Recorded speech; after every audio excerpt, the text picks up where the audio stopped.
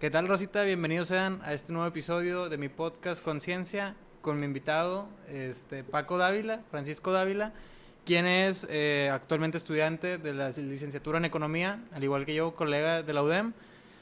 También él forma actualmente parte de Drivers of Change de la tercera generación, que se llama ULACI. También Paco ha tenido la oportunidad de ser enlace universitario de Banxico el año pasado. Y también Paco estuvo ya en la escuela de la movilidad social, creo, si no me Sí, equivoco, en un sí. diplomado, precisamente en el Centro Espinosa Iglesias, del cual ya hemos platicado en otros episodios. ¿Cómo estás, Paco? Todo bien, Javier, gracias por la invitación. Feliz de estar aquí. Qué bueno. Pues primero que nada, güey, bienvenido a este espacio. Ya sabes, creo que ya has escuchado algunos episodios y también que ya conoces a algunos de los invitados. Pues el día de hoy quería platicar contigo de diferentes cosas. Podemos empezar, por ejemplo, con el tema de la movilidad social, que ya sé que pues tú también conoces muy bien, incluso más cerca, el Centro Espinosa Iglesias y todo este tema de la movilidad social. No sé, ¿quieres platicar algo tú? Sí, pues la verdad, yo acudí a la escuela, la 12ª Escuela de Movilidad Social, que fueron con varios economistas reconocidos del INEGI, del Centro Espinosa Iglesias, también de no me acuerdo qué universidad, pero de Inglaterra, y hablaban mucho de ese tema de la movilidad social. Y tú lo has explicado muchas veces, ¿no? Que es cómo tus condiciones de origen, características que a veces me hace muy absurdo, por ejemplo, decir que por la condición de género, por la condición de raza, tu lugar de origen, ya estés casi predestinado, ¿verdad? A Sí. tu vida futura, ¿no? Entonces, comentaban de cómo en el sur del país alrededor del 60% se queda en los quintiles más bajos, y en el norte tiene 5 veces más probabilidades de salir de la pobreza que en el sur. La disparidad es que hay en México, o sea que prácticamente en México existen 5 realidades distintas, ¿verdad? Y luego, como tu condición de origen, digamos que eres mujer, indígena, discapacitada, pues es una condición donde ya tu futuro se ve muy limitado en salarios, en educación, en trabajo. Y pues te abre los ojos básicamente a un problema que no se aborda lo suficiente. El Centro Espinosa Iglesias es muy reconocido, pero no, digamos que quienes toman decisiones públicas se dan cuenta que es el gobierno, pues creo que no hace caso a estos estudios o estos resultados, y falta mucho más difusión de la información, de los estudios, de la importancia de la movilidad social. Y es un problema gravísimo aquí y en todo el mundo, no Sí. únicamente en México. Sí, fíjate que eso es lo que más me entristece a veces porque, pues actualmente por el tema de mi trabajo, a veces me toca ver distintas bases de datos, estadísticas económicas y demás. Y pues navegando encontré, por ejemplo, el Centro Espinosa Iglesias, sus estudios de movilidad social, todo el tema de Coneval de pobreza, de carencias sociales y demás, INEGI, cuánta información Sí. no tiene. Y en realidad, o sea, organismos autónomos o de gobierno o incluso pues algunos privados, que obviamente es más difícil tener acceso a la información, pero en general en México hay demasiada información muy, muy valiosa, estadística económica, demográfica, etcétera. Y en realidad los hacedores de políticas públicas muchas veces hacen caso omiso Ujú. a esto y definitivamente hacen políticas públicas pues clientelares, ¿no? O sea, Sí, no buscan solucionar los problemas de raíz teniendo toda esta información. claro. O sea, México en ese sentido es muy privilegiado por tener al Coneval, al INEGI, al CEI también tiene. Híjole, hay otra, pero no me acuerdo muy bien su nombre. Pero bueno, hay creo que un centro de estudios en la Ibero. Creo que también Ok. era la de. No me acuerdo muy bien el nombre. Pero, pues sí, o sea, falta también dar a conocer los datos de una manera más fácil. Los datos son abiertos a todo público. Coneval te puedes meter y revisar los últimos informes del Coneval, los resultados del INEGI. Pero falta mucho más difusión de eso y la importancia que tiene eso para las políticas públicas. O sea, hace poquito estaba realizando una investigación que hablaba que era desigualdad de género para una clase. Y veíamos en el presupuesto de la federación que hay como 122 programas que en teoría ayudan a reducir la desigualdad de género. Y de 123 programas que hay, únicamente 29 están monitoreados y hay evaluación. Entonces te habla de la magnitud del problema de México, que es que cuánto monto se destina a esos programas que al final no van a resultar en nada, que al final el punto A y el punto B van a ser iguales, no va a haber Sí. beneficios para nadie, o no sabes a dónde fue el destino final del dinero porque no hay evaluación. Sí, pues Entonces, precisamente no sabes eso y fíjate que eso se me hace súper pues relevante porque en Drivers pues es algo que aprendimos, ¿no? uh -huh. El tema de la medición de impacto, que de hecho también lo hablaba con Eric, Y es que definitivamente, o sea, a veces, pues ya por todo el contexto histórico mexicano político, asumimos que como dices, ¿no? De que probablemente no hubo un impacto, ese presupuesto se resume en nada porque al no haber un monitoreo ni una medición de impactos, pues podemos asumir que probablemente se destinó en algo que no era el propósito original, Exacto. ¿no? Y es algo bien alarmante, ¿no? O sea, como dices, o sea, el porcentaje ahí es bajísimo, incluso quién sabe si las otras que reporten indicadores sean verdaderamente indicadores relevantes, ¿no? O sea, creo que ahí también es donde entraría, digo, es una oportunidad de negocio que también, pues, es a futuro, pero creo que es una necesidad emergente. El tema de una consultora o una auditora de proyectos sociales, ¿no? O sea, ¿quién valida que el proyecto social que estás haciendo? Porque también cuántas veces no hemos visto proyectos que como dices, ¿en qué se traduce? No se tradujeron en nada, o sea, debería haber más este impulso, pues digamos, a medir correctamente pues el impacto que se supone que se quiere hacer. Y es algo complicado, pero yo creo que cualquiera que pueda entenderlo, no solamente economistas o politólogos, yo creo que cualquier persona puede entender o puede capacitarse. Hay cursos muy buenos que les puedo recomendar al rato, gratuitos también, que te dicen desde cero, o sea, desde cero qué es un indicador, el marco lógico, cómo hacer un buen indicador, o sea, qué es lo que realmente vas a medir, quién es tu población objetivo, quién es tu población beneficiada. Y se puede, o sea, es fácil y está a la mano, es gratuito. Y ese curso lo ofrece el Coneval. El Coneval también lo ofrece uno y también Hacienda creo que ofrece otro. Entonces, las soluciones están, ¿verdad? Los medios están más bien, los medios están para esto, para que sean más accesibles para todos y que realmente los proyectos sociales tengan ese beneficio no asistencialista, que sea pues de largo plazo, que solucione los problemas de raíz.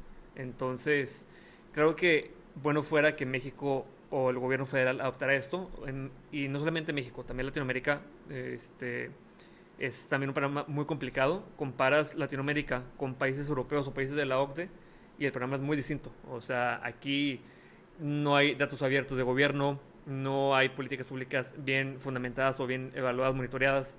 Entonces es un problema como quiera generalizado para toda la región. Entonces las soluciones están, o los medios están más bien, pero pues, falta mucha, digamos, la disposición o la voluntad política para hacer algo al respecto de eso. Sí, incluso, o sea, ya no solo es la voluntad, sino también la capacidad económica, ¿no? Exacto. O sea, hace rato, ahorita hablábamos de nuestro estimado profesor, el doctor Jorge Garza, que próximamente será invitado aquí también. Justamente hoy veía que él ponía en Twitter compartía varias gráficas sobre indicadores económicos a nivel mundial y en los cuales el gasto público para temas sociales en México es súper bajo comparado con los países de la OCDE. Y pues precisamente eso es algo que hemos visto reflejado tanto históricamente como en el tema de la pandemia, ¿no? O sea, a pesar de tener tanta gente vulnerable por carencias sociales y tanta gente pobre, el gobierno federal que tenía su eslogan de primero los pobres, los dejó prácticamente Arriba. así, los dejó solitos y contra la guerra literalmente, que ahorita pues es una guerra de salud, digamos, y que es pues bastante triste, ¿no? Sí, y luego también revisas, si quieres hablamos del presupuesto que gasta la federación, que hace poquito también lo estaba revisando, el porcentaje o el monto destinado a los proyectos prioritarios, llamados refinerías, llamados aeropuertos, llamados ejército, infraestructura, cuánto se le asigna a eso y cuánto le está quitando a otros proyectos, otros programas que se supone que son los que más ayudan a resolver el problema de la pobreza y la desigualdad. Pero pues es preocupa mucho que también estos datos los desconozcan, ¿verdad? Que se desconozcan, que digan que hay otros datos cuando aquí yo en la institución que más confío, o en las que más confío son el Banco de México, el INEGI, el Coneval, instituciones muy serias que pues pueden ayudar a resolver estos problemas, ¿verdad? Pero preocupa mucho que a salud creo que se le redujo, si mal no recuerdo, a derechos humanos también se le redujo, entonces pues también vamos a ver qué prioridades hay. Sí, que incluso ahí algo que como dices me preocupa es que el tema de la prioridad, ¿no? O sea, no solo en cuanto al porcentaje que le damos, sino es cómo lo aterrizamos por el hecho de que una causa, o sea, mover muy arriba, pero y que sé que no es solo jalas un cordón y se arregla todo el desmadre, pero pues por ejemplo, hoy en día México tiene un gran gasto militar por el hecho de tener todo el conflicto con el narcotráfico, ¿no? Y que sin lugar a dudas el narcotráfico, para toda la gente que vive en situación de pobreza, tiene muchos incentivos y pocos desincentivos, porque básicamente es vivir toda mi vida en condiciones miserables y de pobreza, o arriesgarme, que sé que es una probabilidad muy alta de que no acabe bien, pero pues mientras dure puede ser una vida de lujo, ¿no? Entonces, en el día que podamos brindarle unas verdaderas oportunidades de dignificar su vida a la gente pobre, ya sea con educación, con acceso a servicios de salud, alimentación, vivienda, etcétera, definitivamente va a haber muchísimos más desincentivos de tomar este camino de vida tan peligroso, tan riesgoso, y pues que también no es bueno para ellos ni para el país. Pero pues definitivamente queremos, o sea, al gastar más en eso, ya cuántos años llevamos en el tema del narco, ¿no? O sea, no se va a solucionar invirtiendo más en militarización. Si priorizáramos pues el tema de educación, el tema de salud, etcétera, pues tal vez eso ya dejaría de ser una alternativa eventualmente, pero creo que o sea, un problema crónico que tenemos es que seguimos tratando de erradicar, digamos, este problema tan masivo con algo que, pues...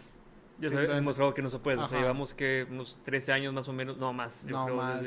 Sí, porque en realidad... Calderón, que fue... O sea, la guerra abierta 15. fue ajá, pero pues desde los 80s está el problema. Claro. Porque ahí incluso puedes ver diferencias con gente como Colombia, ¿no? O sea, Colombia, el tema que tuvo de cómo fue desmantelando poco a poco. Digo, no dudo que todavía sigan operando algunos cárteles y demás, pero a lo que tengo entendido, por lo menos tampoco es el tema que más domine, es que ha bajado muchísimo más su magnitud y volumen a comparado con lo que lleva a ser en los 80s, 90s. Sí. No, esta cuestión de desarrollo me gusta mucho porque hay quienes oponen el desarrollo. O sea, así que es, digamos, Millonarios, por ejemplo, se opone bueno, no todos, algunos se oponen a la idea del desarrollo, ¿no? De que el pobre es porque quiere. Pero la realidad es que el desarrollo no se puede cuestionar. O sea, se ha demostrado infinidad de veces que el desarrollo es lo más óptimo o la condición necesaria para todo país. Hasta Adam Smith lo decía en su libro. Entonces, aquí la cuestión no es si debe haber o no desarrollo, es cómo hacerlo. Es muy difícil, y sobre todo cuando te vas a la parte regional. En México, te digo, hay 5 realidades o más realidades. No es lo mismo comparar Nuevo León con Chiapas, lo mismo comparar Monterrey con Abasolo, con Doctor Arroyo.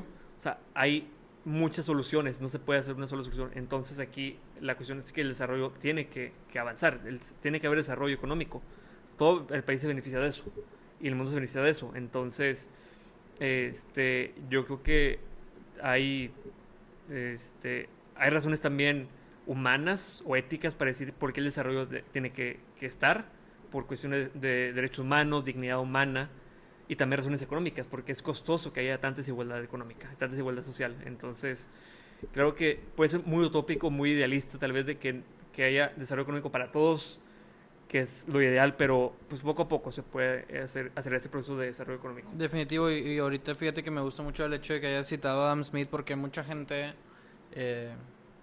liberal, neoliberal, económicamente hablando, que es gente que pues tiene esta orientación más al individualismo por encima del colectivismo, abogan este tema, ¿no? Que dices de, pues el pobre es pobre porque quiere y demás. No obstante, el mismo Adam Smith en La riqueza de las naciones dice que el que hoy en día tiene algo es por el hecho de que en algún momento se apropió de él simplemente. ¿Y qué pasa si hoy en día un pobre que no tiene dinero se sube al monte y empieza a hacer su casa ahí? En algún momento alguien va a decir, ese era mi terreno o gobierno, y lo van a expropiar. ¿Y qué pasó en 1500 o sepa qué año?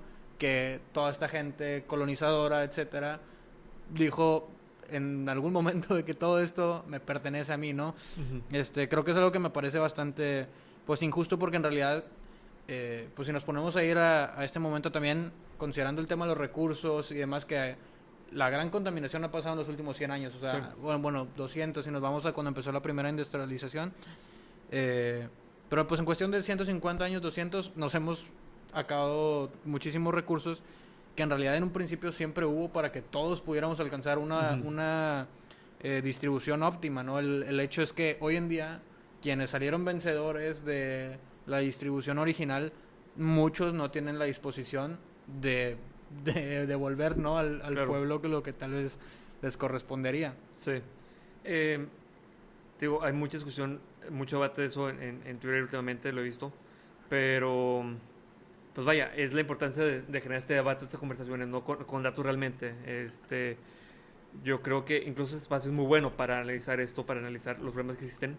Y realmente un problema que siento yo, no únicamente con economistas, es que como que lo discutimos, nos peleamos, tenemos diferencias, pero no hacemos nada al respecto. Es simplemente yo tengo la razón, tú no tienes razón, o viceversa, pero no le vamos o sea, a la aplicación, pues, o sea, no, Sí, no lo aterrizamos no lo a la aterrizamos a gente. nada. Entonces, ¿cuántos años de discusiones y de decir, que tu teoría está mal o que yo estoy bien, que tú tienes la idea incorrecta? O sea, he leído papers que cuestionan otros papers, papers que cuestionan este libro, pero hay que pasar la discusión realmente ya a la aplicación, A la o sea, práctica. a la práctica, exactamente. Sí, y pues fíjate que ahí, o sea, así como lo dices, o sea, obviamente el que lo puede llevar de mejor manera a la práctica es un hacedor de política pública Ujú. o alguien que está en una situación de poder, ya sea en sector público o privado, ¿no? Pero en nuestro sector, algo que me gusta mucho y que se me olvidó decirlo cuando leí tu semblanza, es el tema de que tú fundaste una Ujú. asociación para la conciencia económica y política, y creo que eso es algo súper valioso por lo mismo que dices de que, o sea, si te vas ya a resumir estadísticas a nivel nacional, o sea, la cantidad con un título universitario es como 3%, o sea, Sí. algo así, es demasiado bajo. Y luego en economía o en negocios todavía más bajo, ¿no? O sea, por la proporción que Ujú. correspondería. Entonces, si nosotros somos el 0.01% del país y estamos discutiendo esto, ¿de qué manera estamos permeando este conocimiento, este debate, esta discusión a todos los demás que no están entendiendo esto y que también tienen injerencia al tratarse de un tema social, ¿no? Ujú. Aquí creo que hay un concepto que se llama el goteo del conocimiento, que nada que ver con la teoría del goteo clásica de Reagan. O sea, aquí el goteo del conocimiento es que, pues, esto que yo tengo, pues se comparta, ¿no? O sea, que se comparta con los demás y que se pueda complementar con el conocimiento de politólogos, de abogados internacionalistas, hasta sociólogos, no sé cuál sea la profesión o cómo se le dice a los que estudian demografía, demográficos, se puede decir, no sé cómo sea, Sí. urbanistas, o sea, todo este conjunto de ciencias sociales que, o sea, imagínate combinar todas estas ciencias sociales y llevarlas hacia algo, y con perspectivas muy amplias, ¿verdad? Que precisamente, déjate interrumpo un tantito, güey, pero me da risa que lo digas precisamente porque, o sea, justo estamos hablando de esto, de que si los economistas nos abriéramos más y demás, Ajá. o sea, a las otras carreras y hiciéramos esta sinergia, me da risa porque no sé si probablemente lo vi por ti o no sé si por el doctor Jorge Arza o por quién lo vi, Ujú. pero vi un tweet que decía algo de que los economistas hacen estudios de todo sin consultar a los expertos Exacto. del tema. O sea, hacemos Ujú. estudios de psicología, de urbanismo, Sí. de finanzas, de no sé qué, de todo lo que quieras imaginar, hay un estudio económico, pero muchas veces no tenemos, digamos, la humildad de sacrificar Ujú. el ego, de buscar a la gente Sí. experta en cada área, Sí, ¿no? es reconocer que hay gente que sabe un poco más que yo, simplemente, o sea, que hay una expertise que no tengo y está bien consultarlo con alguien más y se puede complementar. Y luego también los economistas son muy dados, reducirlo todo a números, ¿verdad? Entonces, o sacarle la correlación, o sacarle la maximización de esto, minimización de otro, pero te digo, o sea, creo que México ha tenido economistas muy buenos en Hacienda o en desarrollo social, pero eso no es garantía como quiera de un buen resultado de políticas públicas, ¿verdad? Entonces pues es un conjunto de todo. O sea, hay que empezar a reconocer que yo creo que es muy importante en el presente y en el futuro que, aunque la carrera tal vez no empata, digamos, economistas con ambientalistas, pues se complementa muy bien. Ahí está la economía ambiental, Sí. economistas y psicólogos, pues la economía del Comportamental. comportamiento. También las políticas públicas es una combinación de todo, es una área muy dinámica, muy buena, porque combinas muchas áreas. Política, derecho, Política, sociología. sí, todo. Entonces, hasta la historia también. La historia para muchos no les gusta, pero es también importante, porque la frase famosa, ¿no? Que no conoce la historia se condena a repetirla. Claro. Entonces, pues sí, es mucha parte de voluntad. Aquí yo creo que tenemos el problema de la voluntad realmente de reconocer que los economistas no somos perfectos, ¿verdad? Los economistas no tenemos una bola de cristal y no podemos predecir el futuro, pero sí podemos hacer una visualización del entorno y complementarlos con los demás. Yo creo que es un muy buen primer paso. O sea, ya tenemos los datos. ¿Cómo los usamos? Bueno, ¿y quiénes los usamos o quiénes los analizamos? Pues todas estas personas que estudian diferentes áreas. Y yo creo que es un buen primer paso. Y claro, eso es muy idealista. Bueno, fuera que sí será en la realidad. Pero pues yo tengo esa esperanza, Y ¿no? es Como que quiera que... fíjate que ahorita que decías lo del tema de que los economistas lo quieren resumir todo a aspectos cuantitativos, creo que también el gran problema Con eso es que pues a veces no tenemos la sensibilidad de contemplar todo el tema cualitativo, ¿no? O sea, todas las variables que no consideramos y pues muchas veces limitamos nuestra propia óptica bajo esos criterios que nosotros estuvimos agregando y que pues básicamente al final de cuentas es lo que, bueno, ya algunos grandes economistas han conseguido premios Nobel a raíz de esto, pero es el tema de que durante 200 años de debate económico se había asumido que el humano es racional, cuando en realidad jamás lo ha sido, o sea, ni lo es ni lo será probablemente. Entonces desde ahí ya 200 años de una ciencia o pseudociencia basados en algo que es totalmente falso. Entonces creo que a partir de que estos últimos años que ya se quitó este criterio, este supuesto, pues hemos encontrado tal vez en algunos países tal vez más desarrollados, pues han tenido, por ejemplo, como decías, mejor eficiencia, eficacia en sus políticas públicas por el hecho de contemplar, por ejemplo, economía del comportamiento, considerando precisamente que el comportamiento humano no es racional. Sí. Hay un libro muy bueno que se llama Repensar la pobreza, que justamente, como dijiste, el premio Nobel, pues es Esther Duflo y, ¿cómo se llama? Banerjee, sí, creo que es el apellido. No y decía mucho de cómo ellos fueron a aldeas a entender la pobreza realmente, no únicamente con los números, sino por qué el pobre tiene estos hábitos, estos comportamientos, estos gastos, ¿verdad? Entonces, también nos falta esa sensibilidad también con los problemas del mundo, o sea, realmente ensuciarte los zapatos, ir a donde está el problema.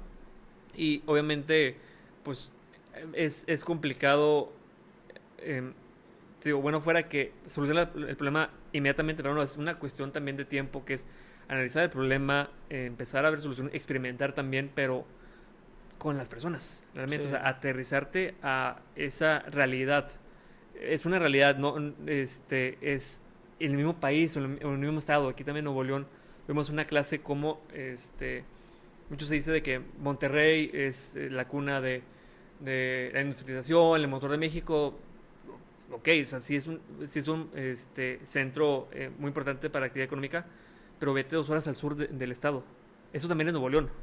Vete a Basolo, doctor Arroyo, doctor Cos. Eso también es Nuevo León. Hay que reconocer que también tienen las mismas oportunidades para el desarrollo. También se tienen que beneficiar del mismo desarrollo que tiene la gente de Monterrey, de San Pedro, de la zona metropolitana. Sí.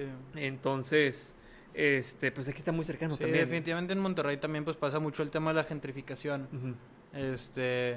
Sí, Monterrey sigue creciendo, cada vez vemos más desarrollo a lo que la gente contempla como desarrollo, que es pues más edificios, la típica foto que dicen, ¿cuál rancho? Y ponen la misma foto de calzada. Ajá, la de calzada, que toda Ciudad de México y del mundo tiene los mismos edificios como quiera. O sea, y ese no es el verdadero progreso, ¿no? O sea, como decías, el progreso se traduciría en carencias, mejor nivel de educación, mejor calidad de vida, etcétera.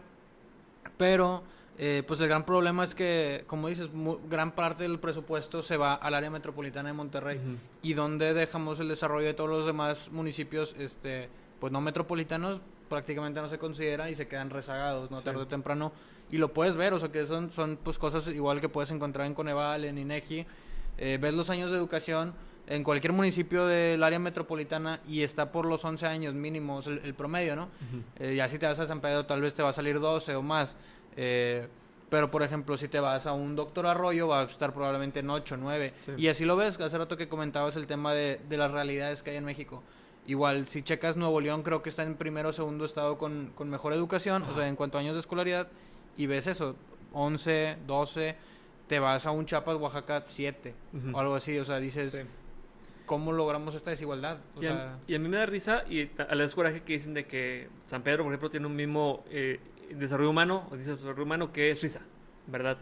Pero, sí, güey, pero igual, doctor Arroyo, el mismo IDH que Zambia, o peor. Sí. Entonces, la diferencia drástica que hay aquí a 2 horas, es una cuestión también mucho de ego, ¿no? Y también reconocer, pues todos somos Nuevo León, a fin de cuentas. Soy muy patriota, muy...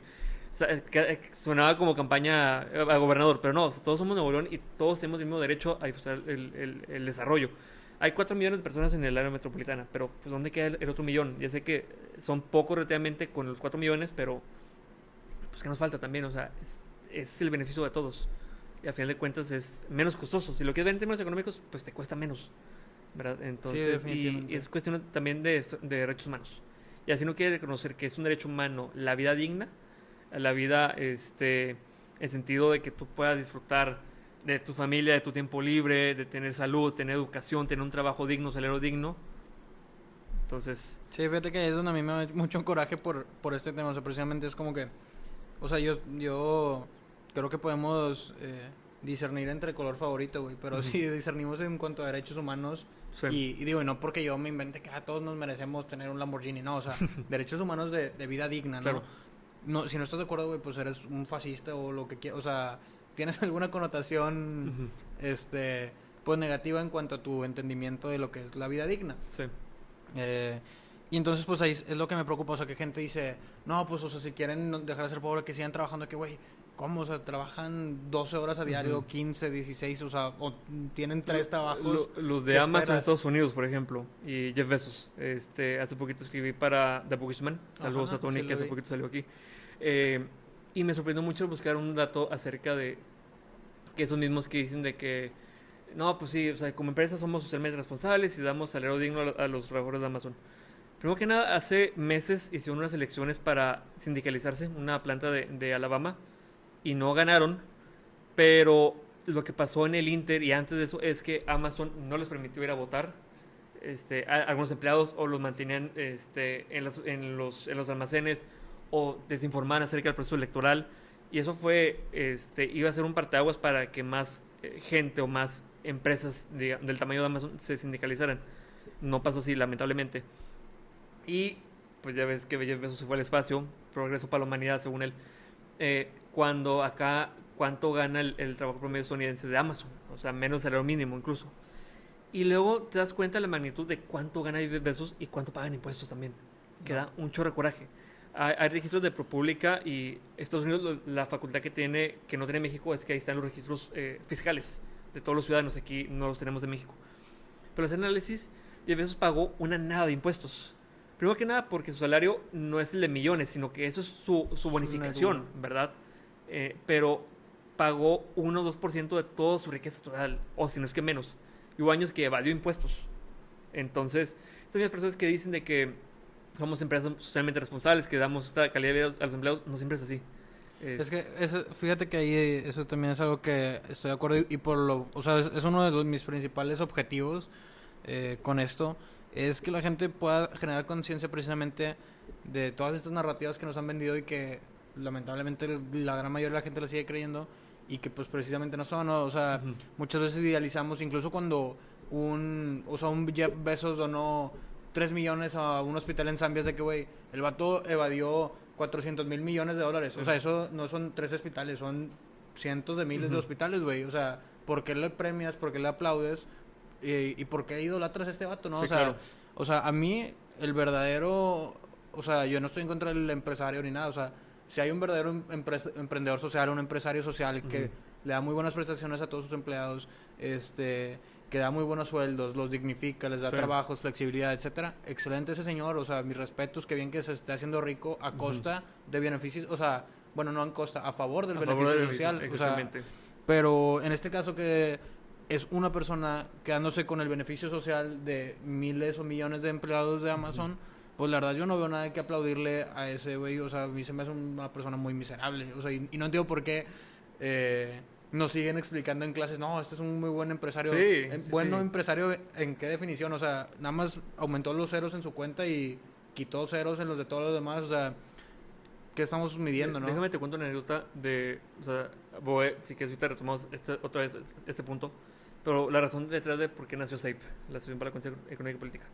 Por un lado, en 2018 fue un proceso electoral muy importante para México, pero también la razón de nacer fue que años antes se vio también el proceso electoral en Estados Unidos y hubo mucha desinformación como nunca en redes sociales Sí. y mucho debate público en redes sociales.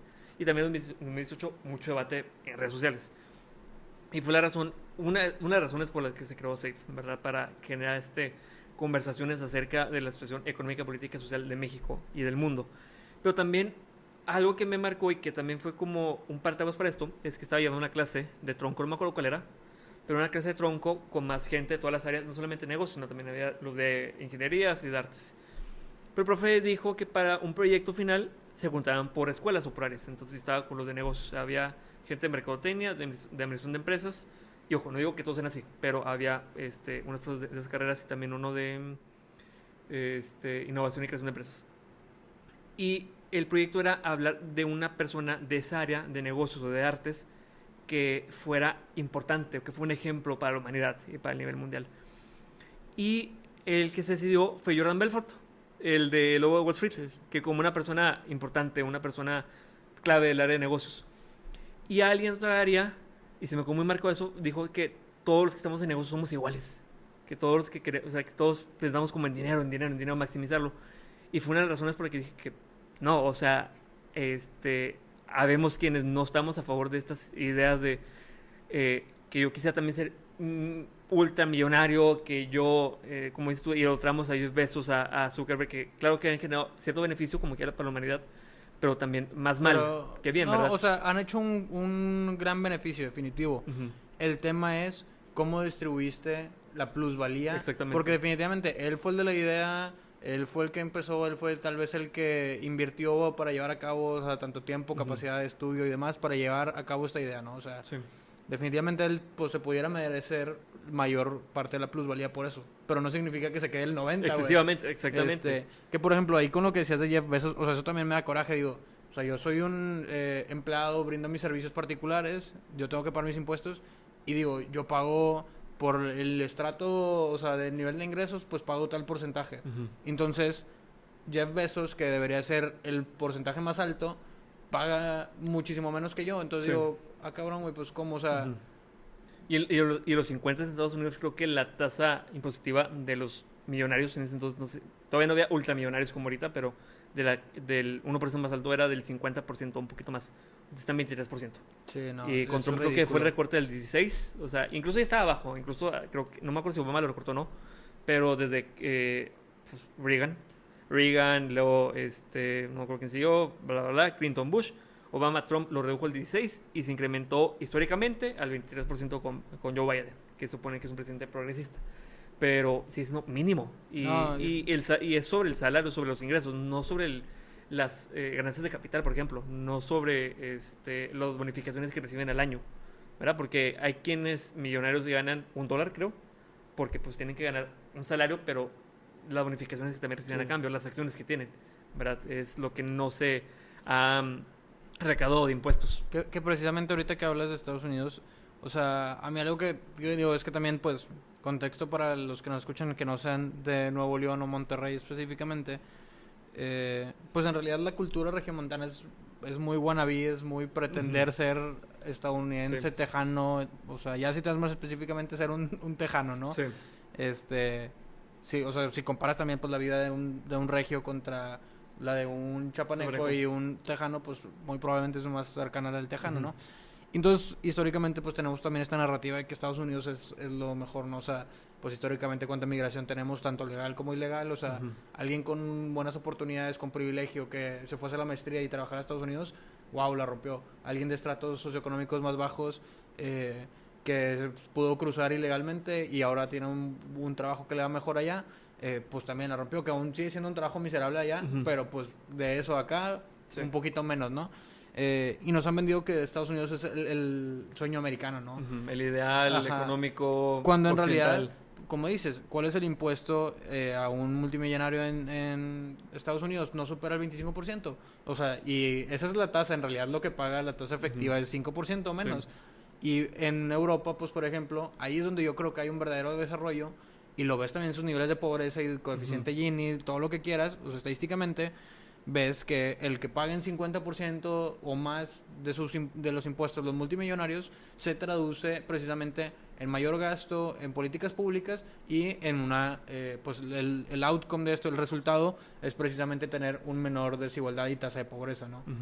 Sí, no, también aparte de que, o sea, el hecho de que existen los medios para evadir impuestos en Galápagos, en las Canarias.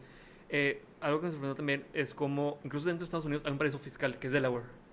La famosa Delaware Corporation, que tu empresa, digamos, Amazon, la sede es en Washington, pero la sede fiscal o la sede oficial es en Delaware, en una oficinita que no sé si tú has conocido esto, pero No conozco. hay miles de empresas registradas en una empresa que parece que es más pequeña Un que una- cubículo. casi que es más pequeña que una nave industrial. Es como unas oficinas así chiquitas que están registradas miles de empresas porque en Delaware pagas menos impuestos corporativos. Entonces, dentro de Estados Unidos existe un paraíso fiscal que casi nadie habla, pero es la famosa Delaware Corporation. Ok, Que si tú creo que sí buscas lo vi. Disney, por ejemplo, Apple, Amazon, empresas grandes que supone que están en sedes en California o en Washington o en otros lados, realmente la sede corporativa es en Delaware. Entonces Ya. también te habla mucho de cómo el problema está dentro también de Estados Unidos, que es el ideal que se dice mucho.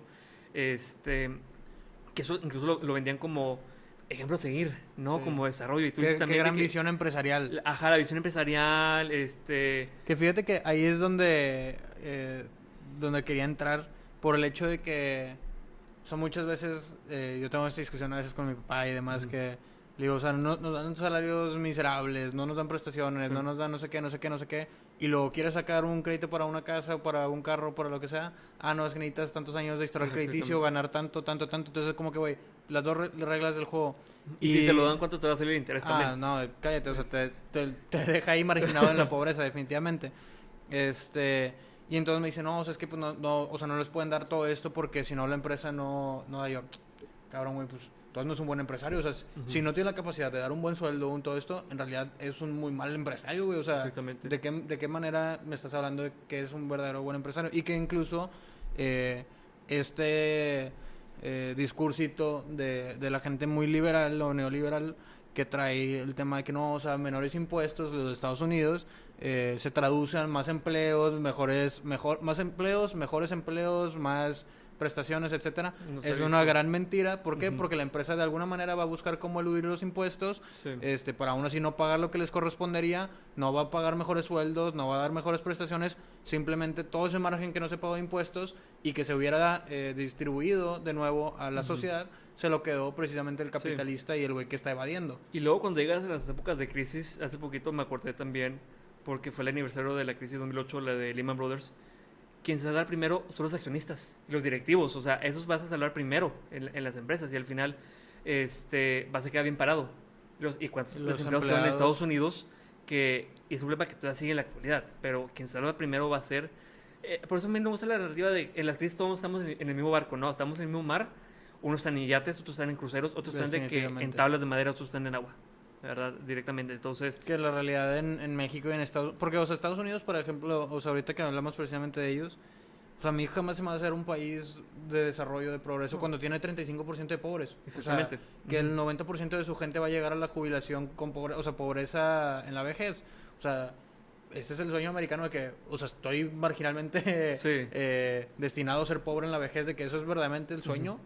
y si nos hace cara las caricaturas aquí, allá cómo te va a quedar marcado de Sí. por vida con los créditos estudiantiles también.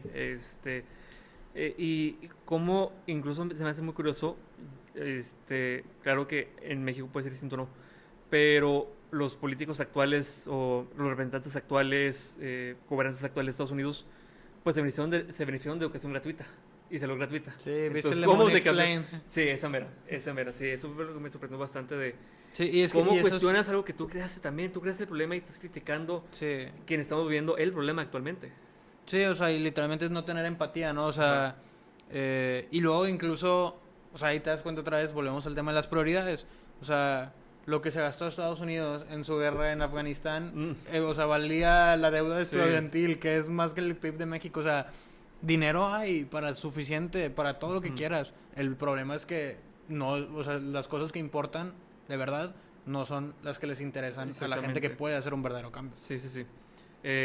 Creo que con eso también de Afganistán decían que una parte mínima de todo el presupuesto de defensa nacional pudo haber servido para terminar con el problema de, ¿cómo se puede decir?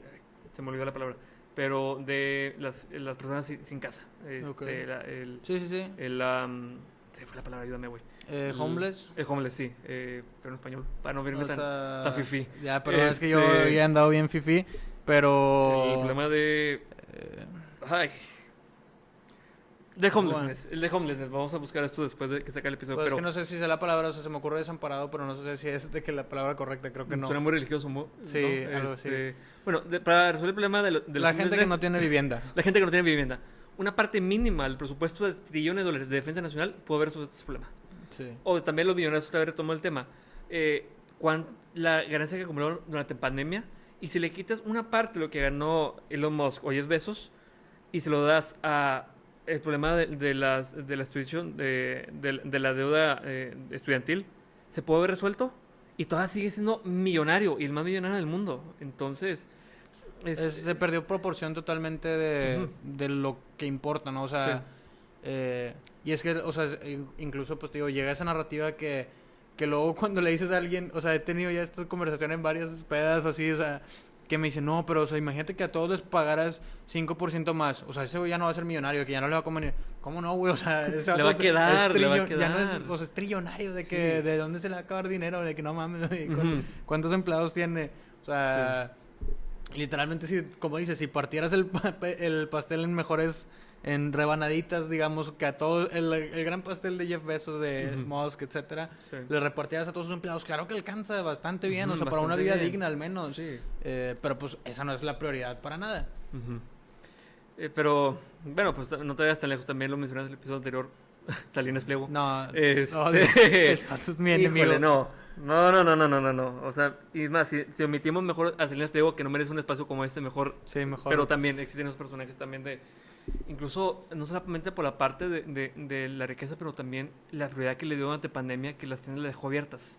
Y los empleados también los dejó, o sea, que trabajaban ahí en el pleno pico de la pandemia, cuando la actividad estaba restringida, y el gobierno no hizo nada, el secretario de salud no clausuró, no hizo nada, y ellos seguían trabajando normal, los empleados. Entonces fue algo que se le cuestionó mucho a Salinas Pliego, pero pues bueno, también aquí en México, no solamente para hablar de Elon Musk, también vi hace poquito un video en Facebook, y creo que le ha leído también un libro, que hay un multimillonario en la India, que es un país de billones de personas en pobreza, y un multimillonario que vive con su familia de 4, y su vivienda es de 10 pisos.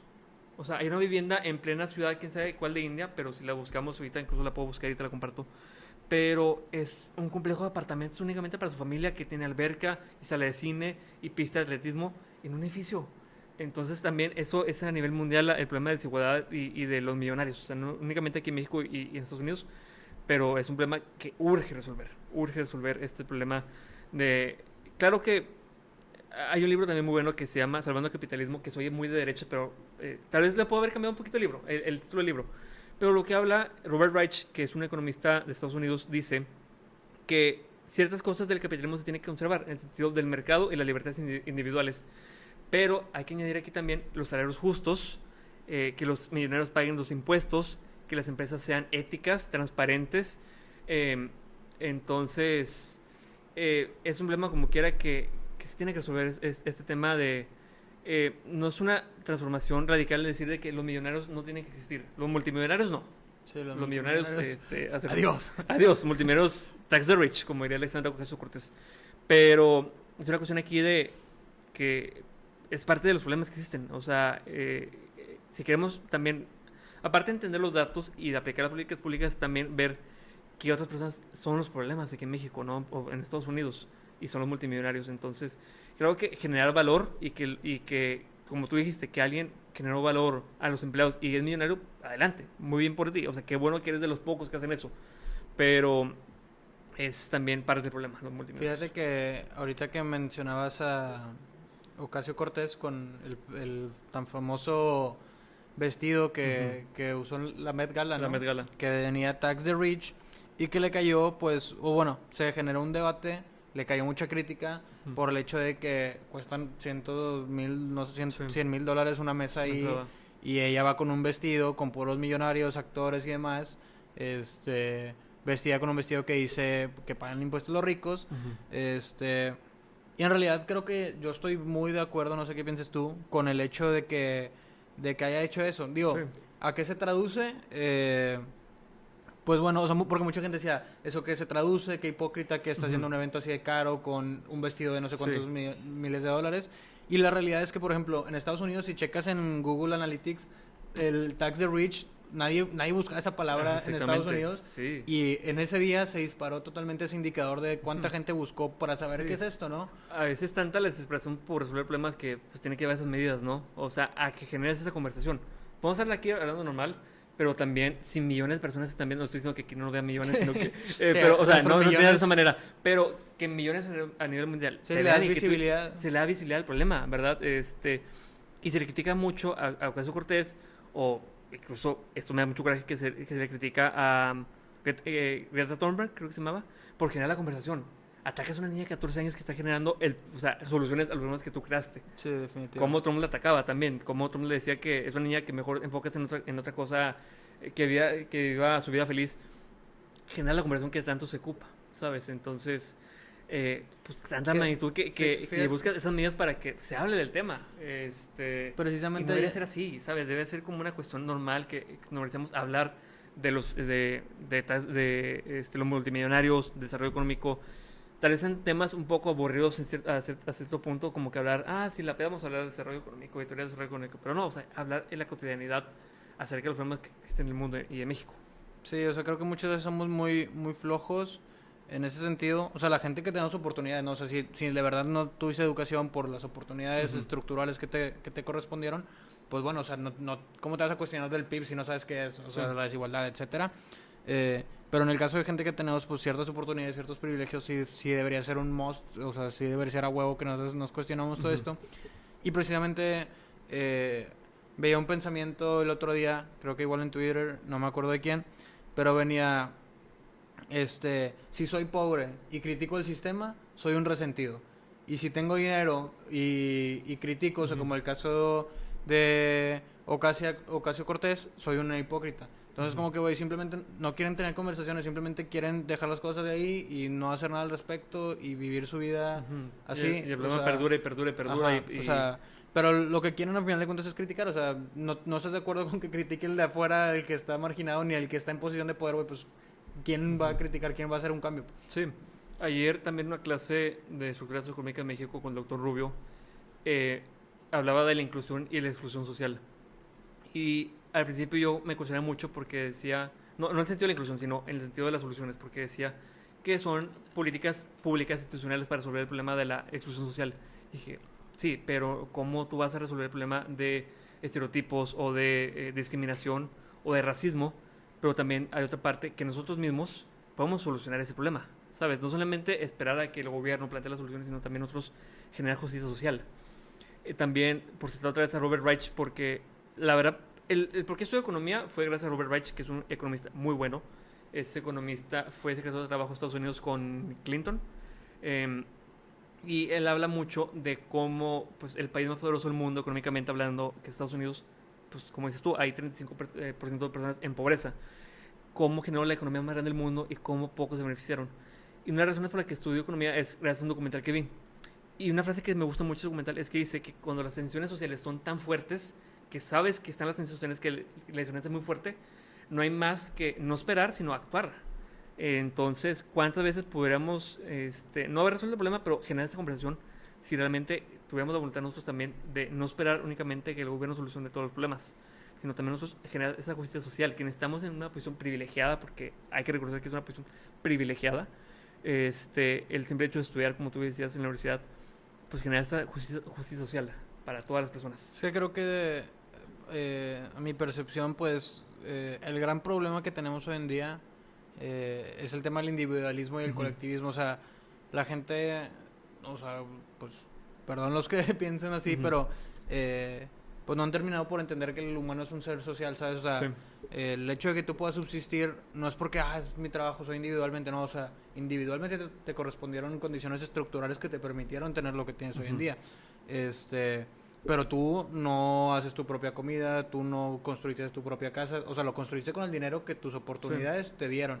Pero en el caso de un agricultor, de alguien con cierta marginación, pues la verdad es que su individualidad no se ve traducida en nada. ¿Por qué? Porque a él resulta que el sistema dijo que no merece dignificarse su trabajo. Sí. Entonces, el pobre con su trabajo individual que le debería de dar para comprar trabajo colectivo, no termina por suceder, ¿no? O sea, ese creo que es el gran problema y que seguimos amparándonos con la idea de que es que yo sí puedo, los demás deberían poder, y cuando no, o sea, no es estadísticamente, económicamente, de cualquier manera, está comprobado que no tiene sentido. Tío, son cuestiones absurdas, o sea, el decir que únicamente por el género, por tu color de piel, que es también a Viri Ríos, creo que tú lo conoces también, sacó el estudio de los Whitexicans, ¿no? Bueno, creo que era la foto, no el título del paper ni nada, pero cómo por tu color de piel estás condicionado a tener un salario mayor o menor. Sí. Y muchos la criticaban, pero es la realidad, o sea, no queremos reconocerlo, pero es la realidad, pues están los datos. Es darle visibilidad. O sea, es que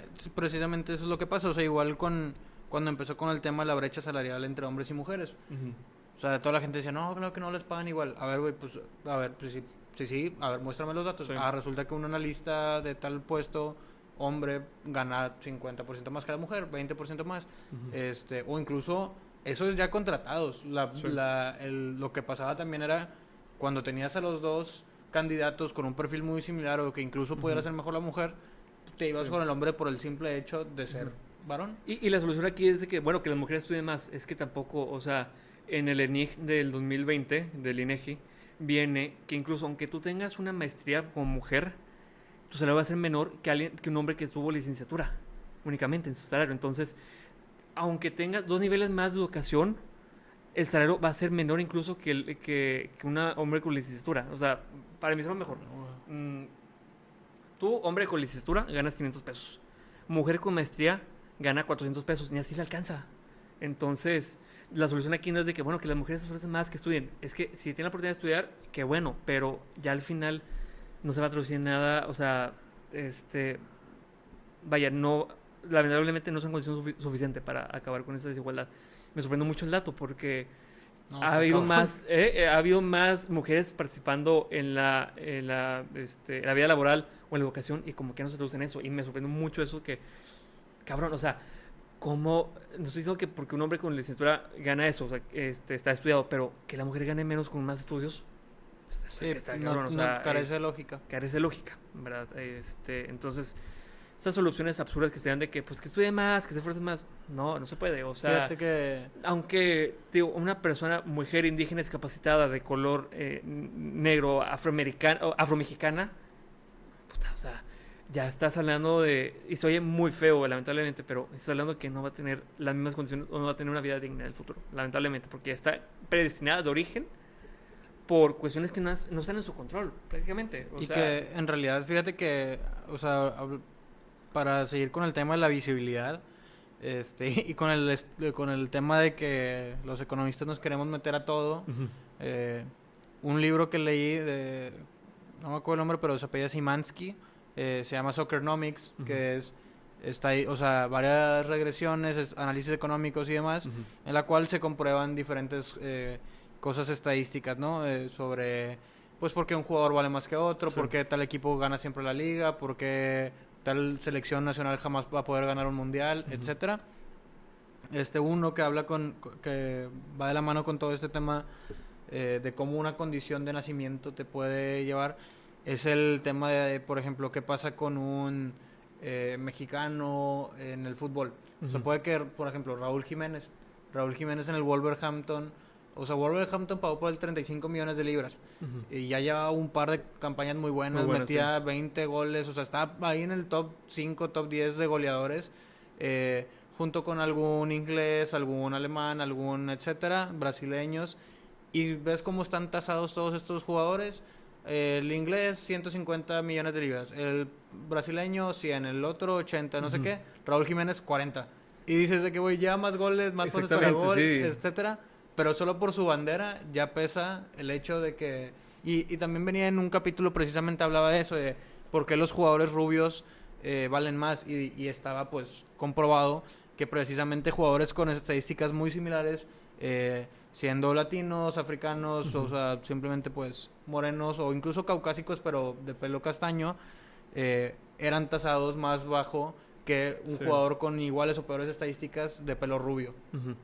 Ya la cuestión, o sea, lo ideal sería que estamos en pleno siglo XXI, ya pasó la época del racismo, bueno, vaya, no el racismo, corrijo, del apartheid, por ejemplo, o de la esclavitud. O sea, el hecho de conocer todo este pasado y cómo pues, seguimos haciéndolo de formas más sutiles, ¿no? Del racismo, la esclavitud, laboral, por ejemplo, ¿no? O por condición de piel.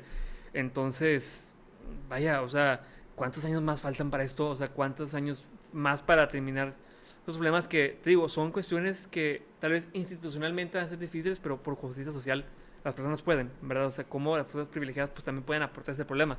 Y lo decía el doctor Rubio, de cómo, pues personas, por ejemplo, blancas, hombres blancos pueden ayudar a las mujeres a ser aliados LGBT, o sea, o aliados para terminar con el racismo. Soy muy idealista, pero sí se puede, o sea, se puede generar justicia social cuando la tensión social, como decía Reich, es tan fuerte. O sea, no hay que esperarnos a que alguien más la proponga. Nosotros mismos, por necesidad, pues tenemos que hacer, pues salir adelante, manifestarnos por estas causas, ¿no? Pues promover todo, a fin de cuentas, el bien común.